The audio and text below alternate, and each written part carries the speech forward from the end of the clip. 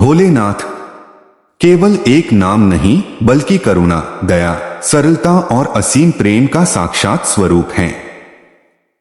जब भी मनुष्य जीवन के सबसे कठिन दौर से गुजरता है, जब हर दरवाजा बंद दिखने लगता है, जब संसार साथ छोड़ देता है, तब एक ही नाम हृदय से स्वतः निकलता है, भोलेनाथ। आखिर ऐसा क्या रहस्य है कि करोड़ों लोग उन्हें सबसे दयालु भगवान मानते हैं?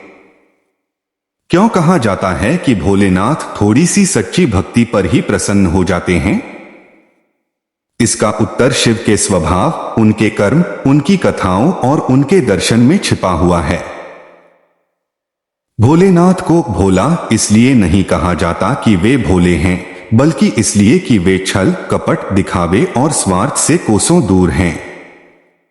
उन्हें न आडंबर चाहिए, न भव्य आयोजन, न ही सोने चांदी के महंगे प्रसाद। एक लोटा जल, एक बेलपत्र और सच्चे मन से निकली पुकार ही उनके लिए सबसे बड़ा यज्ञ है। यही सरलता उन्हें सबसे अलग और सबसे दयालु बनाती है।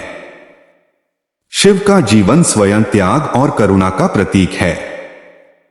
उन्होंने स्वयं के लिए कभी कुछ नहीं मांगा।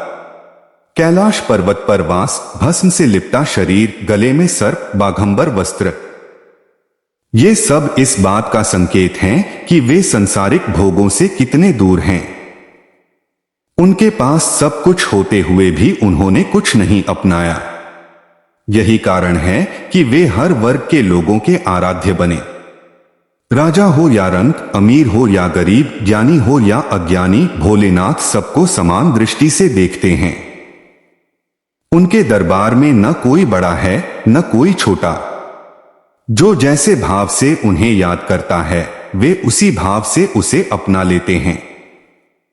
यही उनकी सबसे बड़ी दया है कि वे किसी की पात्रता नहीं देखते, केवल भावना देखते हैं। शिव पुराण और अन्य ग्रंथों में ऐसी अनगिनत कथाएं मिलती हैं जहां भोलेनाथ ने असुरों तक पर कृपा की। रावण, जो शिव का अनन्य भक्त था, उसके तप से प्रसन्न होकर भोलेनाथ ने उसे वरदान दिए, यहां तक कि अपनी अतुल शक्ति का अंश भी प्रदान किया। भस्मासुर जैसे दैत्य को भी उन्होंने वरदान दे दिया, भले ही बाद में वही वरदान उनके लिए संकट बन गया। यह शिव की भोलेपन भरी दया ही थी कि वे यह नहीं सोचते थे कि सामने वाला क्या करेगा, वे केवल यह देखते थे कि उसकी भक्ति सच्ची है या नहीं। यही कारण है कि उन्हें आशुतोष कहा जाता है, जो जल्दी प्रसन्न हो जाते हैं और तुरंत फल देते हैं। समुद्र मंथन की कथा भोलेनाथ की दयालुता का सबसे बड़ा प्रमाण है। जब देवताओं और असुरों द्वारा किए गए मंथन से हलाहल विष निकला, जो पूरे ब्रह्मांड को नष्ट कर सकता था, तब कोई भी देवता आगे नहीं आया। उस समय भोलेनाथ ने बिना एक क्षण की देरी किए उस विष को अपने कंठ में धारण कर लिया। उन्होंने न तो अपने प्राणों की चिंता की, न अपने कष्ट की। बस एक ही भाव था, सृष्टि की रक्षा। विष को गले में रोक लेने से उनका कंठ नीला पड़ गया और वे नीलकंठ कहलाए। सोचिए, जो भगवान पूरे संसार के दुख को अपने कंठ में धारण कर सकते हैं, उनसे बड़ा दयालु कौन हो सकता है? भोलेनाथ की दया केवल देवताओं या ऋषियों तक सीमित नहीं है, बल्कि आम गृहस्थ, किसान, मजदूर, स्त्री, वृद्ध, बालक सब तक फैली हुई है। सावन का महीना इसका जीवंत उदाहरण है, जब लाखों श्रद्धालु नंगे पांव कठिन रास्तों से कांवड़ यात्रा करते हैं, केवल एक लोटा जल चढ़ाने के लिए। न उन्हें किसी सिद्धि की लालसा होती है, न धन की, बस भोलेनाथ की एक कृपा दृष्टि की कामना होती है। और भोलेनाथ भी अपने भक्तों को कभी निराश नहीं करते। कई बार वे भक्त को वह नहीं देते जो वह मांगता है, बल्कि वह देते हैं जो उसके लिए सही होता है। यही सच्ची दया है, जो क्षणिक सुख नहीं बल्कि दीर्घकालिक कल्याण देती है। शिव का परिवार भी उनकी करुणा का प्रतीक है। माता पार्वती, जो शक्ति का स्वरूप हैं, गणेश, जो विघ्नहर्ता हैं, और कार्तिकेय, जो वीरता के देवता हैं। यह परिवार दर्शाता है कि शिव केवल वैराग्य ही नहीं बल्कि गृहस्थ जीवन का भी आदर्श हैं। वे सिखाते हैं कि जीवन में संतुलन कैसे रखा जाए, कर्तव्य और त्याग के बीच, प्रेम और अनुशासन के बीच, शक्ति और शांति के बीच। उनकी यह शिक्षा भी उनकी दया का ही रूप है, क्योंकि वे मनुष्य को जीवन जीने की सही राह दिखाते हैं। भोलेनाथ की सबसे बड़ी विशेषता यह है कि वे अपने भक्तों के दोषों को अनदेखा कर देते हैं। वे यह नहीं देखते कि भक्त कितना पापी है या कितना पुण्यात्मा, वे केवल यह देखते हैं कि उसका हृदय कैसा है। यदि हृदय से पश्चाताप है, यदि मन में सच्चा सुधार का भाव है, तो शिव उसे तुरंत अपना लेते हैं। यही कारण है कि उन्हें अपराधियों, पीड़ितों, दुखियों और टूटे हुए लोगों का भगवान कहा जाता है। जब इंसान स्वयं से हार जाता है, तब शिव उसे संभाल लेते हैं। आज के समय में जब मनुष्य तनाव, भय, असुरक्षा और अकेलेपन से घिरा हुआ है, भोलेनाथ की भक्ति उसे गहरा मानसिक और आत्मिक शांति प्रदान करती है। नमः शिवाय का जाप केवल एक मंत्र नहीं, बल्कि एक ऊर्जा है जो मन को स्थिर करती है, आत्मा को बल देती है और जीवन में सकारात्मकता भर देती है। यह भी शिव की दया का ही रूप है कि उन्होंने ऐसा सरल मंत्र दिया जिसे कोई भी, कहीं भी, कभी भी जप सकता है। अंततः भोलेनाथ को सबसे दयालु भगवान इसलिए कहा जाता है क्योंकि वे मनुष्य को डराते नहीं, दबाते नहीं, बल्कि अपनाते हैं। वे न्याय भी करते हैं, लेकिन करुणा के साथ।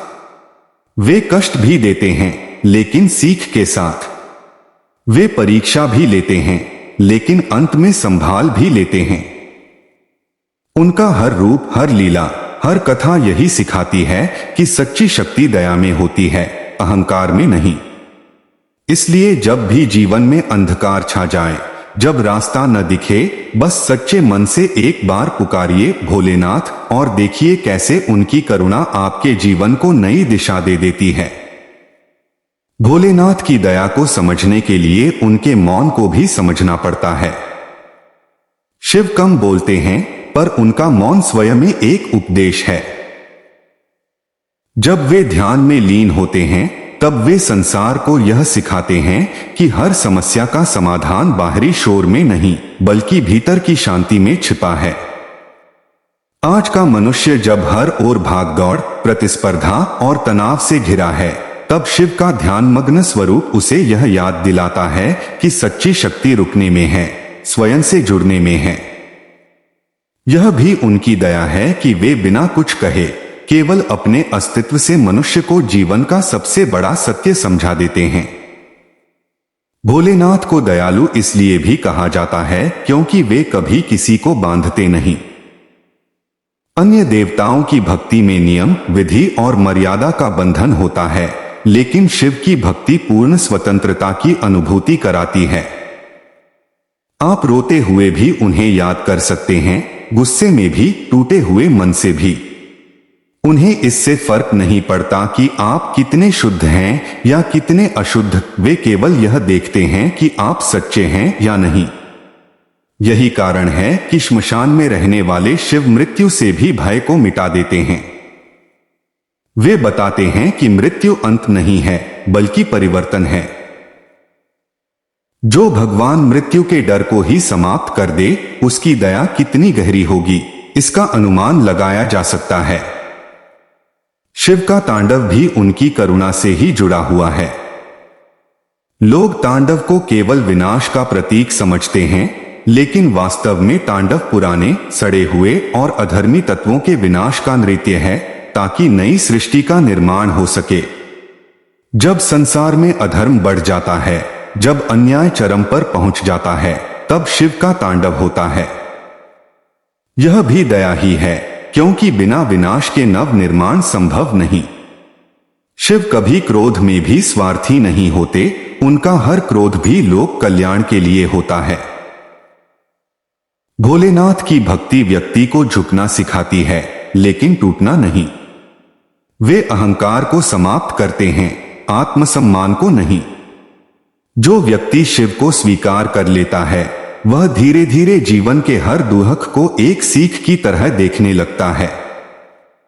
वह शिकायत करना छोड़ देता है और स्वीकार करना सीख जाता है। यह परिवर्तन किसी चमत्कार से नहीं बल्कि शिव की मौन कृपा से होता है। कई बार भक्त को पता भी नहीं चलता और उसका स्वभाव, उसकी सोच, उसका दृष्टिकोण बदलने लगता है। यही शिव की सबसे सूक्ष्म और सबसे शक्तिशाली दया है। भोलेनाथ बच्चों जैसे सरल हैं, इसलिए उन्हें जो भी प्रेम से बुलाता है वे उसी के हो जाते हैं। यही कारण है कि आदिवासी समाज से लेकर विद्वानों तक, योगियों से लेकर गृहस्थों तक हर कोई उन्हें अपना मानता है। शिव किसी एक धर्म, एक वर्ग या एक सोच में बंधे नहीं हैं। वे तो चेतना हैं, ऊर्जा हैं, ब्रह्मा हैं। उनकी दया सीमाओं में बंधी हुई नहीं है। वे उस व्यक्ति को भी संभाल लेते हैं जो ईश्वर पर विश्वास नहीं करता लेकिन सत्य और करुणा के मार्ग पर चलता है।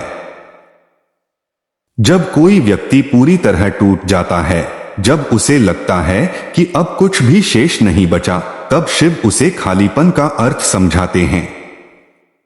शिव कहते हैं, खाली होना अंत नहीं बल्कि शुरुआत है। जब अहंकार, अपेक्षाएं और झूठे बंधन टूट जाते हैं, तभी आत्मा सच्ची स्वतंत्रता का अनुभव करती है। यह ज्ञान भी शिव की दया से ही मिलता है, क्योंकि हर कोई इस सत्य को सहन नहीं कर सकता। शिव वही सत्य देते हैं जिसे आत्मा संभाल सके। इसलिए भोलेनाथ केवल पूजा के देवता नहीं हैं, वे जीवन जीने की कला हैं। वे सिखाते हैं कि कम में संतोष कैसे पाया जाए, अपमान में भी शांति कैसे रखी जाए और दुख में भी विश्वास कैसे बनाए रखा जाए। जो व्यक्ति शिव को समझ लेता है, उसके लिए जीवन की कोई भी परिस्थिति असहनीय नहीं रहती। यही कारण है कि सदियों से जब जब मानवता ने पुकारा है, सबसे पहले जिस नाम का उच्चारण हुआ है वह नाम महादेव ही रहा है।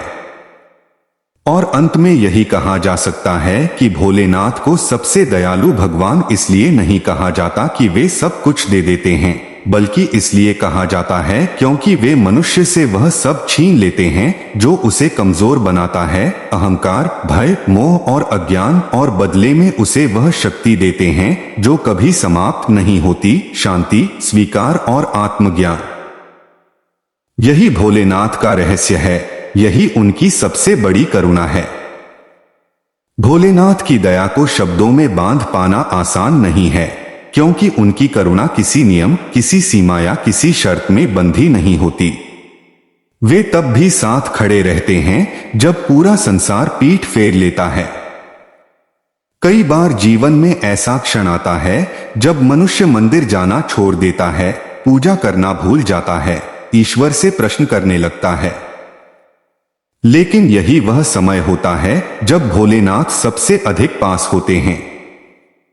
वे मनुष्य की आस्था से नाराज नहीं होते, बल्कि उसके दर्द को समझते हैं। वे जानते हैं कि प्रश्न करना भी एक प्रकार की खोज है और खोज अंततः सत्य तक ही ले जाती है। शिव की सबसे अद्भुत लीला यह है कि वे भक्त को कभी अकेला महसूस नहीं होने देते, भले ही वह स्वयं को पूरी तरह अकेला मान रहा हो। कई लोग कहते हैं कि जब वे सबसे ज्यादा टूटे थे तब उन्हें किसी ने नहीं, केवल महादेव ने संभाला। यह संभालना बाहर से नहीं दिखता, न कोई चमत्कार, न कोई आवाज, बस भीतर अचानक इतनी शक्ति आ जाती है कि इंसान अगला कदम उठा सके। यही शिव की मौन कृपा है जो बिना घोषणा के जीवन को दिशा दे देती है। भोलेनाथ की दया का एक और गहरा रहस्य यह है कि वे अपने भक्तों को तुरंत सुख नहीं देते, बल्कि पहले उन्हें भीतर से मजबूत बनाते हैं। वे जानते हैं कि यदि कमजोर आत्मा को सुख मिल भी जाए तो वह उसे संभाल नहीं पाएगी। इसलिए शिव पहले धैर्य देते हैं, सहन शक्ति देते हैं, स्वीकार करने की क्षमता देते हैं। जब आत्मा स्थिर हो जाती है तब परिस्थितियां स्वयं बदलने लगती हैं। भक्त को लगता है कि उसकी किस्मत बदल गई, जबकि वास्तव में बदल गया होता है उसका दृष्टिकोण। शिव भक्ति मनुष्य को सिखाती है कि हर कष्ट दंड नहीं होता, कई बार दुख जीवन का सबसे बड़ा शिक्षक होता है। भोलेनाथ अपने भक्त को कभी व्यर्थ का कष्ट नहीं देते। हर पीड़ा के पीछे कोई न कोई गहरा कारण होता है, या तो वह अहंकार तोड़ने के लिए होती है या किसी बड़े पतन से बचाने के लिए। जब यह समझ आ जाती है तब शिकायत अपने आप शांत हो जाती है और मन में एक अजीब सी शांति उतरने लगती है। यही शिव की करुणा है जो दुख को भी वरदान बना देती है। भोलेनाथ के गले में लिपटा सर्प भी उनकी दया का प्रतीक है। सर्प भय का प्रतीक है, विष का प्रतीक है, मृत्यु का प्रतीक है, लेकिन शिव ने उसे आभूषण बना लिया। इसका अर्थ यह है कि जो भय को स्वीकार कर लेता है, जो अपने अंधकार से भागता नहीं, वही सच्चा मुक्त होता है। शिव अपने भक्त को यही सिखाते हैं, अपने डर से लड़ो मत, उसे समझो। यही कारण है कि शिव की शरण में जाने वाला व्यक्ति धीरे धीरे निर्भय हो जाता है। भोलेनाथ कभी किसी को यह महसूस नहीं होने देते कि वह छोटा है। वे राजा को भी भिखारी बना सकते हैं और भिखारी को भी राजा, लेकिन वे ऐसा अहंकार तोड़ने के लिए करते हैं, अपमानित करने के लिए नहीं। उनकी हर लीला के पीछे करुणा छिपी होती है। वे अपने भक्त को गिराते हैं लेकिन कभी छोड़ते नहीं। यही भरोसा शिव भक्ति की सबसे बड़ी शक्ति है। चाहे कितनी भी अंधेरी रात हो, सुबह अवश्य आएगी। कहा जाता है कि शिव रोते हुए भक्त की प्रार्थना सबसे पहले सुनते हैं। शायद इसलिए क्योंकि शिव स्वयं करुणा है। वे जानते हैं कि आंसू कमजोरी नहीं होते, वे आत्मा की सच्ची भाषा होते हैं। जब शब्द साथ छोड़ देते हैं तब आंसू बोलते हैं, और शिव उन आंसुओं की भाषा भली भांति समझते हैं। यही कारण है कि जो व्यक्ति भीतर से सच्चा होता है, भोलेनाथ उसे कभी खाली हाथ नहीं लौटाते। और अंत में भोलेनाथ की दया का सबसे बड़ा रहस्य यही है कि वे भक्त को अपने जैसा बना देते हैं, शांत, स्थिर और निर्भय। जब कोई शिव को सच्चे मन से स्वीकार कर लेता है, तब उसे बाहरी सहारों की आवश्यकता नहीं रहती। वह जान लेता है कि जो होना है वही होगा, और जो होगा उसी में उसका कल्याण छिपा है। यही विश्वास, यही समर्पण, यही शांति भोलेनाथ की सबसे बड़ी कृपा है। भोलेनाथ की करुणा को समझने का सबसे सूक्ष्म मार्ग यह है कि हम यह समझें कि वे मनुष्य से कुछ छीनते नहीं, बल्कि उसे अनावश्यक बोझ से मुक्त करते हैं। जब जीवन में कोई अपना दूर चला जाता है, जब कोई सपना टूट जाता है, या जब कोई भरोसा बिखर जाता है, तब अक्सर मनुष्य सोचता है कि ईश्वर ने उससे सब कुछ छीन लिया। लेकिन शिव की दृष्टि से देखें तो वह टूटना नहीं, बल्कि हल्का होना होता है। वे जानते हैं कि हर रिश्ता, हर इच्छा और हर अपेक्षा यदि हमेशा बनी रहे तो आत्मा बंधन में फंस जाती है। इसलिए शिव कई बार दर्द के माध्यम से मुक्ति देते हैं। यह भी उनकी दया का ही रूप है, जिसे समझने में समय लगता है। शिव को महाकाल कहा जाता है क्योंकि वे समय के भी स्वामी हैं। जो व्यक्ति शिव को समझ लेता है, उसके लिए समय शत्रु नहीं रहता। वह अतीत के पछतावे में नहीं जीता और भविष्य के भय में नहीं मरता। वह वर्तमान में टिकना सीख जाता है। यही वर्तमान बोध मनुष्य को चिंता से मुक्त करता है। यह ज्ञान किसी उपदेश से नहीं, बल्कि अनुभव से आता है, और यह अनुभव शिव की कृपा से ही संभव होता है। भोलेनाथ अपने भक्त को कभी यह नहीं कहते कि वह परिपूर्ण बने। वे जानते हैं कि मनुष्य अपूर्ण है और उसी अपूर्णता में उसकी सुंदरता छिपी है। शिव भक्त होने का अर्थ यह नहीं कि जीवन में दुख नहीं आएंगे, बल्कि इसका अर्थ यह है कि दुख आने पर मन टूटेगा नहीं। शिव मनुष्य को मजबूत कंधे नहीं देते, बल्कि मजबूत रीढ़ देते हैं, ताकि वह स्वयं खड़ा हो सके। यही करुणा की सबसे परिपक्व अवस्था है। शिव का डमरू केवल सृष्टि की ध्वनि नहीं बल्कि जीवन की लय है। सुख और दुख, हानि और लाभ, मिलन और वियोग सब उसी लय में बंधे हैं। जो इस लय को स्वीकार कर लेता है वह शिव को पा लेता है। भोलेनाथ अपने भक्त को यह सिखाते हैं कि हर स्थिति में संतुलन कैसे रखा जाए। यही संतुलन मनुष्य को चरम सुख और गहरे दुख दोनों से बचाता है। भोलेनाथ की दया इसलिए भी अद्वितीय है क्योंकि वे मनुष्य को स्वयं से मिलवाते हैं। जब संसार की आवाजें थम जाती हैं, जब मन शांत होता है, तभी शिव का अनुभव होता है। वह अनुभव शब्दों से परे होता है, पर उसका प्रभाव जीवन भर रहता है।